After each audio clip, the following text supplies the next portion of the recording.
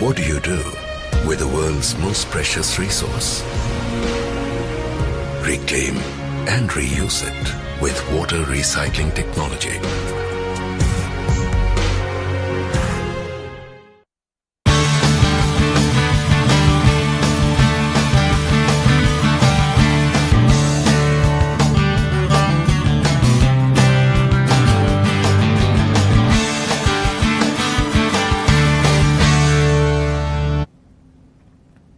Well, if you like the opening yesterday, then here's one for you. It's day 3. The West Indies are 3 down. They're 3 more than 40. We don't know if we'll have 3 sessions of play. And there are 3 wise men, 2 proven, 1 will, in the studio to talk about match point and to talk about the third day of the second test of India-West Indies. Hello and welcome. And the reason we're going to go with numbers is because the pre-game show this morning is going to be a lot to do with numbers. Before that, we'll quickly show you where the match stands and how things look as we enter day 3. Now, the West Indies did bat yesterday and they ended up with 43 for 3. The spinners were all over them. Sanjay, this is going to be a day where the spinners are really going to make the difference again. Yes, I think less and less help for the seam bowlers, and one-caddy pitch is very interesting where you don't get uneven bounce. You know, the bounce is consistent, so you won't see one ball sort of shoot down and hit the ankles or something like that. So that takes a certain advantage away from the seam bowler, but there will be spin and with some bite in the morning session. Ajit, you would in fact, a quick glance that you had at the pitch, you think it'll spin even more today? Yeah, it's bound to. I mean, yesterday evening you saw even towards the end of the day there was a lot more spin than there was earlier in the day. So, yeah, I mean, it's the third day of the game. It's a drying pitch, maybe a little bit of moisture because it was under the covers, and a little bit more bite in the morning, but there's bound to be a lot of spin today. All right, yeah. Now, the reason that we're going to focus a lot, or rather our focus point for this morning is going to be bowling. It's often said in Test cricket that it's bowling attacks that win you Test matches. A team that can take 20 wickets is one that will be successful in Test cricket. And we're going to analyze bowling attacks, not just limited to this series and the 2 teams in it, but around the world in recent times, and how things have made a difference, whether experience counts for as much as we build it up to be. Very interesting stat that we've got for you, Sanjay and Ajit, of course. Average experience of bowling attacks in, you could say, the last year or so. Now, England, South Africa are considered to be the finer attacks. You can see the numbers in front of you. That's average tests, gentlemen, against average wickets, career wickets, average career wickets of the entire bowling attack. Sanjay, what can we make of these figures over here? What is England ranked number 1 currently? Correct. South Africa number 2. 2 formidable teams, which everyone will agree are 2 teams that one would want to beat. And it's no surprise that they have always believed, more than raw pace and guile and skill. Experienced bowlers in Test match cricket make more of a difference. So it's amazing when you look at that. Average experience with England is the highest, 52 Test matches in that. We've taken about 4 bowlers, 5 bowlers at the most, genuine bowlers in the bowling attack. South Africa 35, West Indies. Now this was in Bangladesh when they had Kumar Roach playing for them and things like that. Ravi Rampal was there. But now we are talking about this West Indies bowling attack, which is not looking an attack that will get 20 wickets. Have a look at their combined experience, the average experience. It's 13. Yep, and compared to 52 for England, so that's glaring. Well, Ajit, on one hand we can look at England, South Africa, and of course just to correct, South Africa are 1 now, England are 2. They're playing a musical chairs game at the top of the ICC rankings table, which confuses a lot of us. But Ajit, in that list, if you look at it, while we do see England and South Africa stand out, can we also attribute there have been teams that have been successful in this particular series? India haven't got much experience. They've got wickets. Do we overrate experience at times? Is it extremely crucial, or is ability equally important, if not more? No, I think experience is important. I mean, you need 1 or 2 guys in your attack who've played a bit more cricket than maybe the couple of new guys who are there. I mean, it is glaring. That stat is just glaring. I mean, you don't win Test matches by scoring 1,000 runs. You win a Test match by getting 20 wickets. And to do that, you don't just need ability, but you need a lot of experience with that. I mean, you look at South Africa and England. They've been top for a while now, 1 and 2 for a period of time, and because they've had attacks which are consistent and 4 or 5 guys sort of leading the attack now, and it shows, but experience just makes a big difference. I mean, Sanjay keeps saying, you rather face a raw quickie than an experienced sort of medium fast bowler, because he knows how to bowl in different situations or conditions. So it is a massive requirement to have 1 or 2 experienced guys in your attack. Yeah, but Just Sanjay, to give an experience, an experience on experience. Yeah. And it came to, this realization came very early in my career when I went to West Indies '89. There was Malcolm Marshall, the man with the experience. There was Ian Bishop playing his first test series, raw pace, and you could see he was frighteningly quick. First test match, I got 100 at Barbados. Second test match, we went to Trinidad and Tobago. In fact, I think Barbados was the second, Trinidad and Tobago was the third. And Marshall quickly, after having watched me in the last test, worked out a way of getting me out or troubling me. And the very next test match, I got scores of 0 and 1. Because Marshall had worked out that the ball just coming back in and quick to me troubled me. Ian Bishop continued to bowl in the same fashion. Marshall worked a way out. And going forward next test match as well, he knew exactly where to bowl to me. So that's where experience comes in. A young fast bowler will bowl quick, but he won't bowl in the areas or places where I don't like it. Experienced bowlers spot weaknesses very quickly, and they're in an over of 6 balls, they'll put 4 balls in those areas where you don't like it. You could be the greatest batsman in the world, but there are certain spots on those pitches when the ball pitches there, you don't quite enjoy it as much. So that's the difference between, say, a Tino Bess and maybe Ravi Rampal had he played, or Ricky Marrow. They would have known better where to pitch the ball to some of the Indian batsmen. Okay. I mean, you look at the last series that India's won away from home. I mean, 1-0 against England. You had Anil Kumble and Zach leading the attack, and then you had Ishant and RP who could actually learn from them, watching them how they go about the results are there for everyone to see. I mean, India had a great series there. Just makes a massive difference when you've been in different situations against different teams in different conditions. Yeah, but supply of intelligence also, Ronak, I keep talking about, because intelligence is something that you must have in Test cricket. Somebody passing on the right ideas. Zaheer Khan, not just about himself taking 4 or 5 wickets. He's there at mid-on, guiding a young bowler where to bowl, and that bowler then will have his own skills, but the mind is controlled by the senior batsman. That makes the difference. I just wondered, when I watched the West Indies, apart from limitation of skills, sometimes you were thinking, what's the thought behind that line of attack and some bowling changes that we saw. So experience makes a huge difference. Imran Khan, from mid-on, controlled Waqar Yunus, Wasim Akram to go, bowl at their best. Again, it was the pace and the scale and the youth of Wasim Akram, Waqar Yunus with that veteran mind of Imran Khan. Well, the one thing I want to put to both you gentlemen, now that you've put experience as vital importance for the success of a bowling attack, is sometimes, just as a lay observer, you think experience is dependent on luck. Perhaps fitness is one thing, teams can't do anything about it, but then the bowling coach is in there in a team. This is an experienced bowler who's played differently, who'd know. Is the passing of intelligence only effective if it's on the field itself? Can bowling coaches do nothing to give these plans who've played in different conditions? How important was the bowling coach in your time? I mean, quite a bit. I mean, again, it's sharing of ideas, isn't it? But the bowling coach physically is not on the ground with you. So when you have a guy who's played 15 tests, he's not aware of certain situations that arise during a game. Okay. The bowling coach can only do so much before a game or after the game. But when you have an experienced guy on the field, you can actually go and pick his brains at that point. Or he might look at a game differently than what maybe a 10 or a 15 test old player might do. So yeah, I mean, it helps having a bowling coach who has ideas, but eventually you've got to do it on the field.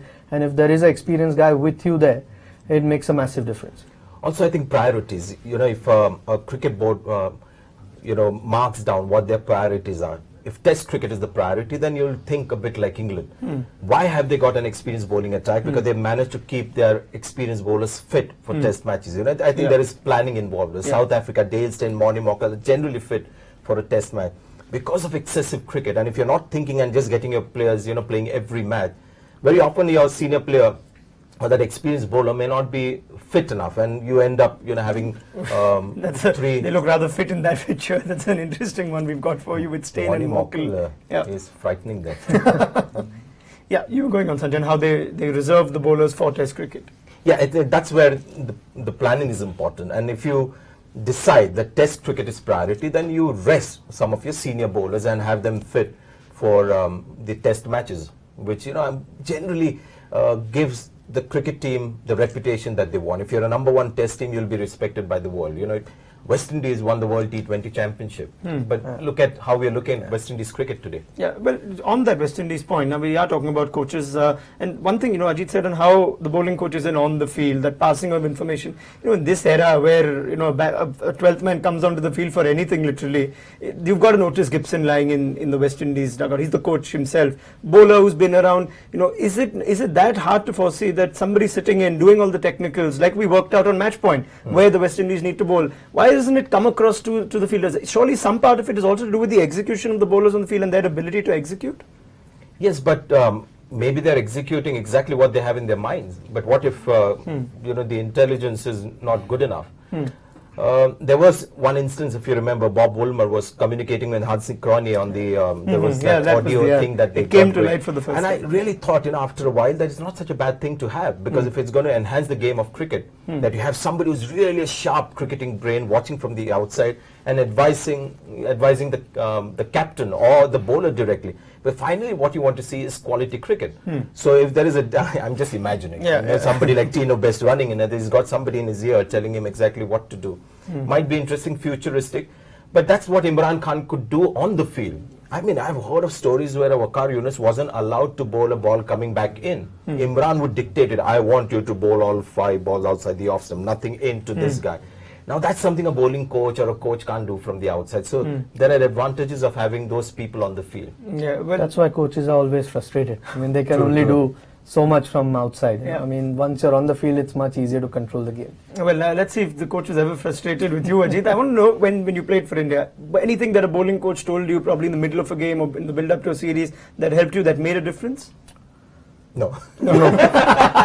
It's taking a long while to answer that. Okay, I'll take it. No, I mean, we didn't have a bowling coach when I was playing. Okay. So, I mean, it's a recent thing that India was that a good thing? Or? Yeah, I think so. I mean, personally, I mean, I had enough experience by then. So, you look at games, but there might be guys who need that extra help. I mean, how you work with a certain player. Sometimes it helps. I mean, not sometimes, I'm sure most times it helps, but it's up to an individual.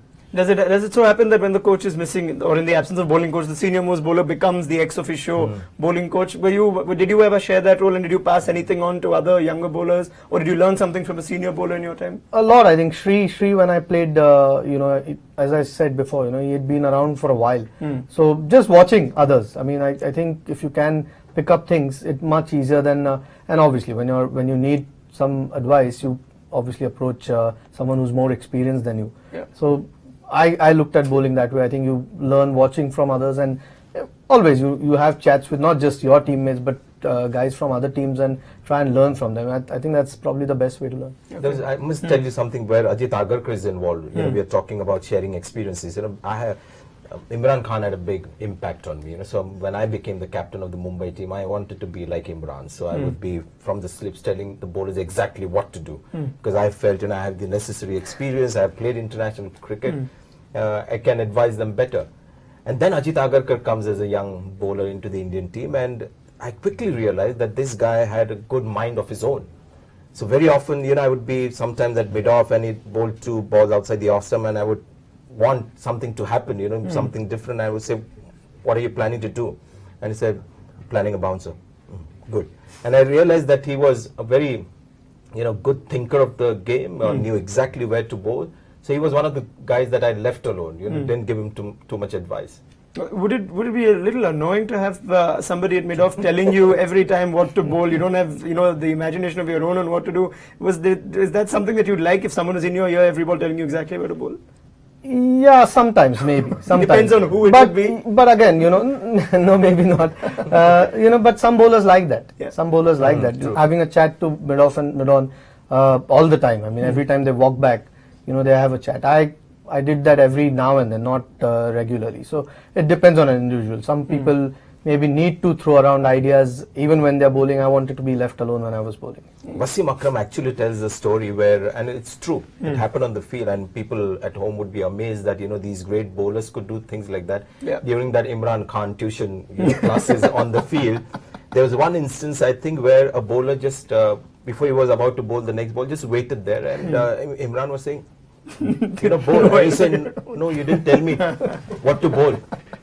And that has happened on an international cricket field. Oh, right. True story. True story. We're hearing it all here on Match Point. We're fast approaching the first ball. We're going to show you how the teams that have toured India in the last few years have fared, the bowling attacks in particular. Quickly, a closing point on bowling coaches, bowling attacks, and how they prepare overseas. I think there's a time when India used to focus on getting a bowling coach for an overseas tour particularly. I think there was Bruce Reid who was in charge during Australia. Does that make a difference when you have somebody from the local conditions? Say if the West Indies had an Indian fast bowler, an Indian spinner, part of the coaching camp for this team, would that make a difference? Probably. I mean, Bruce Reid, you said, I was on that tour when he was there. It helped a lot to know the conditions at different grounds. You know, that was the biggest help. So what would he specifically tell you? I mean, how the wickets were playing that particular season. Because even the Australian wickets have changed so much over the years. Right. And that knowledge was always nice. What sort of lengths to go at.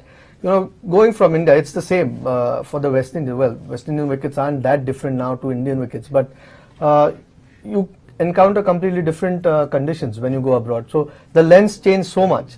And by the time you get those lengths right, you're two down in 3 test series. So you want to get that right, and that's where Bruce Reid was a big help. That's where England was remarkable, you know, Ronak, when they won against India on home pitches, where Panesar and Graham Swan actually bowled better than the Indian spinners.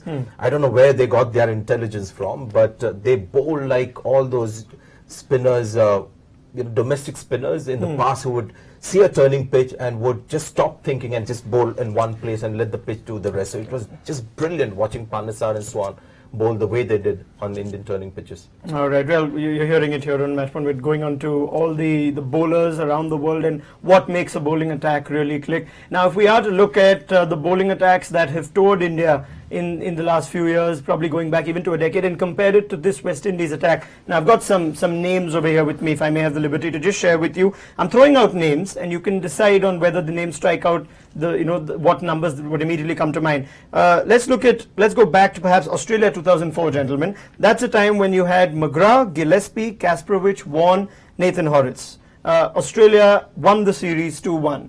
Now you look a little further in perspective where teams have done well, maybe not won in India, but done well. England 2008, Anderson, Broad, Flintoff, Harmison, Swan and Panesar. They lost the series 1-0.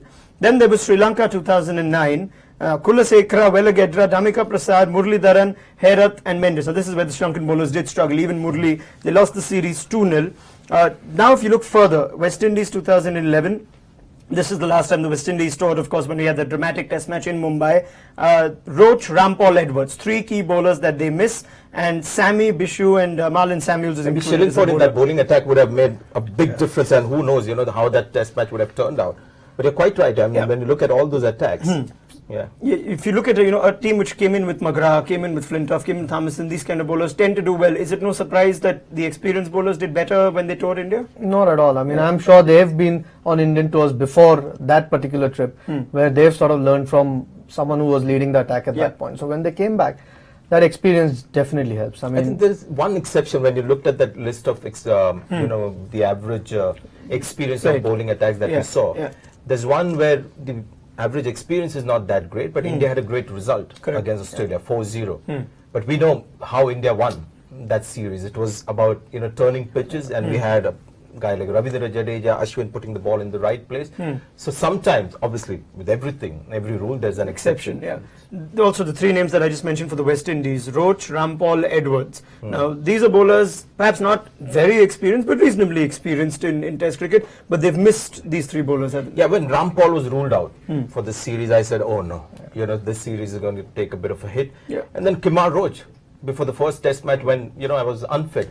So that's when you realize that this is going to be a one-sided affair. And it's more so when you tour. I mean, in home conditions, like we've just mentioned, we won 4-0, but you're familiar with those conditions. So you get away with a few things, but especially when you tour, you need experienced guys around. Yeah, just a reconfirmation of that Indian experience when they beat Australia 4-0. Combined test matches 20, which is quite low. But as I said, we had pitches that helped spinners, and the spinners bowled really well. Okay, yeah, so that's the list. And one interesting other note you can see there was the way Pakistan have done. Now, Pakistan's an interesting team when it comes That's to fast another bowling. exception to yeah, the rule. their exception to cricket. In They can any take way. 20 wickets. yeah. They can take 20 wickets, but the 1,000 runs, that whatever you were talking about, that's the problem. No, but you've got to try. I mean, I've been trying to fathom this as when I used to just watch cricket as a layperson, which I still do, and just trying to figure out on how Pakistan produce terrific seam bowler after terrific seam bowler, swing bowler, and it just amazes me that they still continue to do it. There was an unfortunate phase. Mohammad Asif, Mohammad Amir had to be out of cricket, and all of a sudden they've come up with Junaid Khan and Mohammad Irfan. What's this academy of fast bowling that Pakistan have that keeps producing these fine fast bowlers? I mean, look at who the heroes are. I mean, someone like Imran Khan or Wasim Akram or Waqar Yunus. I mean, look at who people idolize in India, Sunil Gavaskar or Sachin Tendulkar. I mean, it's easy. I mean, it's changing a little bit in India. I mean, there's someone like a Srinath or a Zach or a Kapil Dev who've obviously inspired guys to take up seam bowling. But in Pakistan, I mean, over the years, you've had heroes. I mean, top players who've been quick fast bowlers. I mean, so it makes a difference who you sort of grow up idolizing. Yeah, that's a very good answer. In one line, it's the heroes that make the next generation of players. I was in Christchurch watching the India under-19 team play, and I've said this before as well. Just watching that Indian under-19 team, you could see what had influenced them, what had a big impact on their cricket. Is because when you saw one batsman batting there, he looked so much like a Sehwag. Or there was, I think, one Manan Sharma, if I'm getting the name right, he looked like a Yuvraj Singh. There was a boy from Karnataka who looked like a Dravid. So it was easy to see why they were playing cricket. And why they had become so good, because they're just looking at one guy. So all the academies, the infrastructures that you can create, nothing to beat the impact of a star at the time, on young generation. Great. You know the follow-up to this, gentlemen. Let's hear the impact of which star. Let's hear which star had the impact on your lives. Ajit, who was the hero that you said, okay, now I want to be a fast bowler, looking at him? I mean, I grew up trying to be a batsman.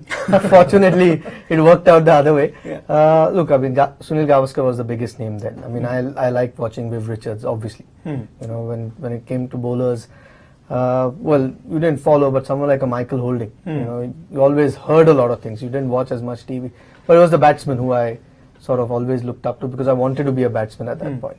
So you can still idolize a foreign hero as well. It's not necessarily local. Ajit's looking at Viv Richards and Michael Holding. Sanjay, was it always a Gavaskar thing for you? Yeah, just Gavaskar, that's it. And had he not played for India, I don't think I would have played cricket. Because my father played for India 53 test matches or so. But it was really Gavaskar the reason that I played cricket. And during the course of your careers, was there any player that inspired you or probably wanted you to change your mind, Ajit, going back to batting perhaps from bowling, or Sanjay regretting that he should have been maybe a vicious leg spinner, any of that?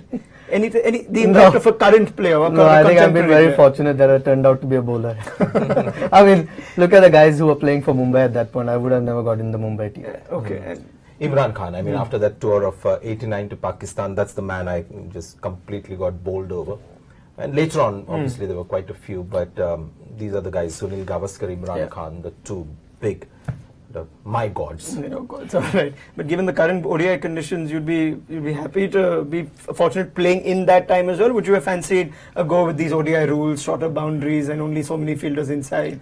I mean, it's tougher, but it's a challenge. I think it evolves. I mean, when I came into the game, the rules had changed anyway. I mean, people had started going hard in one-day cricket. So one-day cricket was changing anyway. So yeah, I mean, times change and you try and sort of stay with them a little bit. And survive. Survival instinct on match point here on day 3 in the morning. Yep, we're fast approaching the first ball, so let's give you an update on where the match stands as we head into day 3. India won the toss in day 1 and put the West Indies in. They were bundled out for 182. Pragyan Oja and Ravichandran Ashwin doing the damage, and Ajit has already predicted this pitch is going to spin even more, so they could be the men in contention today. India in reply, 495 hundreds from Chiteshwar Pujara, who we've almost undermentioned. We must mention Chiteshwar Pujara. Rohit Sharma as well with an unbeaten 100, back-to-back 100. Shane Shillingford with a 5-wicket haul.